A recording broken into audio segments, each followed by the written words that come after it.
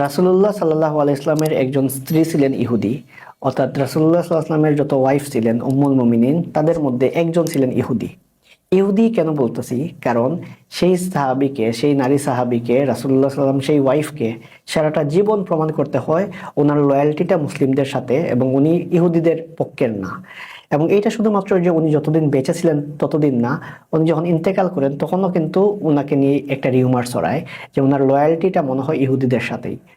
তার নাম ছিল সাফিয়া বিনতে হুয়াই রাদিয়াল্লাহু আনহা। তিনি ইসলাম গ্রহণ করেন, তিনি সাহাবী হবার মর্যাদা লাভ করেন, এবং তিনি সবচেয়ে উল্লেখযোগ্য যে অবদান এবং সবচেয়ে উল্লেখযোগ্য যে মর্যাদা, আল্লাহ রাসূল সাল্লাল্লাহু আলাইহি ওয়াসাল্লামের ওয়াইফ, সেটা হওয়ার মর্যাদা লাভ করেন। তার বাবা ছিলেন হুয়াই ইবনে আখতাব। উনি শুধুমাত্র একজন ইহুদি ছিলেন এরকম না, রাসূলুল্লাহ সাল্লাল্লাহু আলাইহি ওয়াসাল্লামের বিরুদ্ধে যারা যুদ্ধ করেন সেই রকম একজন নেতা ছিলেন হুয়াই ইবনে আখতাব। এবং উনি এমনভাবে রাসূলুল্লাহ সাল্লাল্লাহু আলাইহি ওয়াসাল্লামের বিরুদ্ধে ফাইট করেন, শুধুমাত্র যুদ্ধ করেন এমন না, উনি যুদ্ধের আয়োজন করে নানান মানুষকে উস্কাই দেন আল্লাহ রাসূল সাল্লাল্লাহু আলাইহি ওয়াসাল্লামের বিরুদ্ধে। ওনাকেও কিন্তু হত্যা করা হয়। এবং সাফিয়া বিনতে হুয়াই, ওনার যে আরেকজন ভাই ছিলেন রাবি ইবনে হুয়াই, তাকেও হত্যা করা হয়। তার মানে সাফিয়া বিনতে হুয়াই রাদিয়াল্লাহু আনহা, ওনার বাবাকে হত্যা করা হয়, ওনার ভাইকে হত্যা করা হয়, এবং ওনার হাজবেন্ড উনিও কিন্তু যুদ্ধে বন্দী হন। তো এইরকম একটা ফ্যামিলি থেকে সাফিয়া বিনতে হুয়াই বিলং করেন। এবং যখন রাসূলুল্লাহ সাল্লাল্লাহু আলাইহি ওয়াসাল্লামের সাথে তার বিয়ে হয়, তখন কিন্তু সাহাবীরা খুবই কনফিউজ ছিলেন যে এই মহিলা, উনি আল্লাহ রাসূল সাল্লাল্লাহু আলাইহি ওয়াসাল্লামকে বিয়ে করলেন, যার ভাইকে হত্যা করে মুসলিমরা, যার বাবাকে হত্যা করে মুসলিমরা। তাহলে এইরকম পরিস্থিতি যদি হয়, তাহলে কি এরকম কোনো সম্ভাবনা আছে সেই মহিলা, অর্থাৎ উম্মুল মুমিনিন, উনি আর কি এরকম কোনো সম্ভাবনা আছে যে উনি ইসলাম গ্রহণ করার ভান করতেছেন, এবং উনি যখন রাসূলুল্লাহ সাল্লাল্লাহু আলাইহি ওয়াসাল্লামের ঘরে আসবেন তখন আল্লাহ রাসূল সাল্লাল্লাহু আলাইহি ওয়াসাল্লামকে হত্যা করবেন? এরকম একটা আশঙ্কা কিন্তু সাহাবীরা করেন। এবং যার ফলে দেখা যায় রাসূলুল্লাহ সাল্লাল্লাহু আলাইহি ওয়াসাল্লামের একজন সাহাবী আবু আইয়ুব আনসারী রাদিয়াল্লাহু আনহু, রাসূলুল্লাহ সাল্লাল্লাহু আলাইহি ওয়াসাল্লামের বিয়ের রাতে উনি ওনার রাসূলুল্লাহ সাল্লাল্লাহু আলাইহি ওয়াসাল্লামের ঘরের সামনে একটু দূরে থাকেন, যেন উনি যদি শুনতে পান কোনো একটা অঘটন ঘটতেছে, উনি যেন এসে রাসূলুল্লাহ সাল্লাল্লাহু আলাইহি ওয়াসাল্লামকে রক্ষা করেন, ওনার প্রতিরক্ষার ব্যবস্থা করেন, ওনার সেফটি সিকিউরিটি এটা এনশিওর করেন। তো আবু আইয়ুব আনসারী রাদিয়াল্লাহু আনহু ছিলেন রাসূলুল্লাহ সাল্লাল্লাহু আলাইহি ওয়াসাল্লামের সেই সাহাবী যিনি রাসূলুল্লাহ সাল্লাল্লাহু আলাইহি ওয়াসাল্লাম মদিনা হিজরতের পর রাসূলুল্লাহ সাল্লাল্লাহু আলাইহি ওয়াসাল্লাম যার বাড়িতে ওঠেন এবং গেস্ট হিসেবে থাকেন।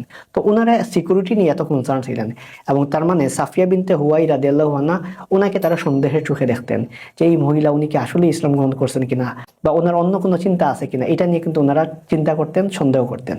সাফিয়া বিনতে হুয়াই রাদিয়াল্লাহু আনহা শুধুমাত্র উনি একদিন বিয়ের রাতেই কিন্তু উনি সাহাবীদের কনসার্নে থাকেন নাই, বা সাহাবীদের ওরা ওনাকে নিয়ে কনফিউজ থাকে নাই। ওনার প্রায় পুরোটা জীবনেই কিন্তু এরকম ঘটনা ঘটে। আমরা দেখতে পাই যে রাসূলুল্লাহ সাল্লাল্লাহু আলাইহি ওয়াসাল্লামের অন্যান্য স্ত্রীগণ, তাদের মধ্যে একটা জিলাসিজা ছিল অন্যান্য ওয়াইফদের মধ্যে, এটা খুবই স্বাভাবিক ছিল। কিন্তু সাফিয়া বিনতে হুয়াই রাদিয়াল্লাহু আনহা, ওনাকে কিন্তু ডিরেক্টলি অনেক রাসূলুল্লাহ সাল্লাল্লাহু আলাইহি ওয়াসাল্লামের ওয়াইফদের মধ্যে কেউ কেউ ইহুদির মেয়ে বলে বলতেন, এবং ইহুদির মেয়ে বলে ওনাকে সম্বোধন করতেন। এবং এইটা কিন্তু রাসূলুল্লাহ সাল্লাল্লাহু আলাইহি ওয়াসাল্লাম পছন্দ করতেন না। একবার উনি ওনার ওয়াইফদেরকে বলেন যে সে তো ইসলাম গ্রহণ করছে, তার তো লয়্যালটি ইহুদিদের পক্ষে না, সে তো এখন মুসলিম। সাফিয়া বিনতে হুয়াই রাদিয়াল্লাহু আনহা, উনি তো এখন মুসলিম, তো তোমরা কেন তাকে ইহুদির মেয়ে বলবা? তো উনি সাফিয়া বিনতে হুয়াই রাদিয়াল্লাহু আনহা ওনাকেও বুঝাইতেন, ওনার ওয়াইফ যারা তাকে এই ইহুদির মেয়ে বলতো তাদেরকেও বুঝাইতেন। এটা ছিল উনি জীবদ্দশায় যে ওনার সারাটা জীবন বলতে গেলে লয়্যালটির পরীক্ষা দিতে হয়। ওইদিকে ওনার বাপের বাড়ির কেউ, তারা তো ইহুদি ছিল, তারা তো ইসলাম গ্রহণ করে নাই।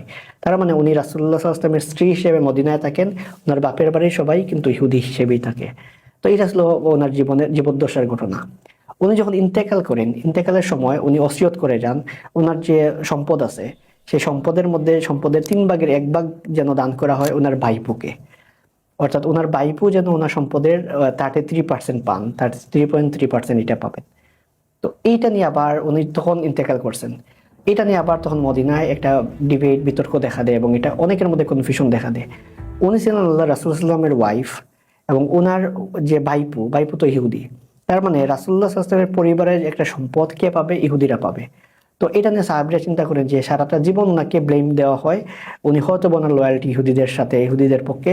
আর ওইদিকে যখন উনি ইন্তেকাল করেন, ইন্তেকালের আগে ওসিয়ত করে যান ওনার সম্পদের 3 ভাগের 1 ভাগ পাবে ওনার ভাইপো, আর সেই ভাইপোটা তখনও ইহুদি।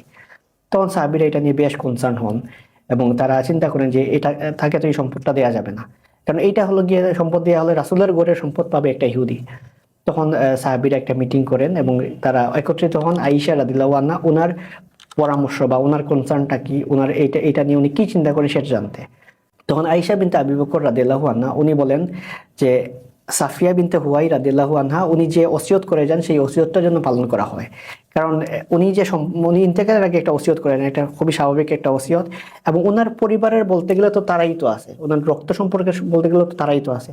তো রক্ত সম্পর্কে আত্মীয়তার জন্য উনি তো ওনার যে টাকাটা আছে সেই সম্পর্কটা তো রক্ষা করতে হবে, যদিও তারা ইহুদি। তো ওনার ওসিয়তটা আসলে পরবর্তীতে পালন করা হয়।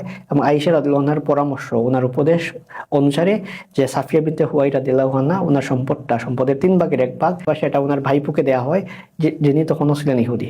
তার মানে ওনার পুরো জীবনটাতে বিশ্লেষণ করলে দেখা যায় উনি কিন্তু একজন, আমরা বললাম, সাচ্চা মুসলিম এইরকম কিন্তু ছিলেন। এবং আল্লাহ রাসূল সাল্লাল্লাহু আলাইহি ওয়াসাল্লাম ওনাকেই কিন্তু ওনার ওয়াইফকে ইমানদার হিসেবে স্বীকৃতি দেন।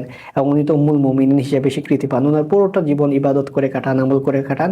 কিন্তু মানুষ কিন্তু ওনাকে সন্দেহ করতো, কেনই বা করবে না, যে ওনার বাবাকে হত্যা করা হয়, ওনার ভাইকে হত্যা করা হয়, এরকম একজন মানুষ যখন আল্লাহ রাসূল সাল্লাল্লাহু আলাইহি ওয়াসাল্লামের ঘরে আসবেন, এবং মুসলিমদের সাথে ইহুদিদের যে সম্পর্ক, যে বিরোধটা ছিল, সেই জায়গায় সবাই সন্দেহ করে, না জানি কবে না কবে একটা দুর্ঘটনা সবাই শুনবে। কিন্তু উনি কিন্তু একদম লয়াল ছিলেন মুসলিমদের প্রতি, সাহাবীদের প্রতি, ইসলামের প্রতি। সেই জিনিসটা কিন্তু ওনার পুরোটা জীবন ওনাকে লয়ালটির পরীক্ষা দিতে হয়। এমনকি ওনার ইন্তেকালের পরেও ওনার নাম ছিল সাফিয়া বিনতে হুয়াই রাদিয়াল্লাহু আনহা।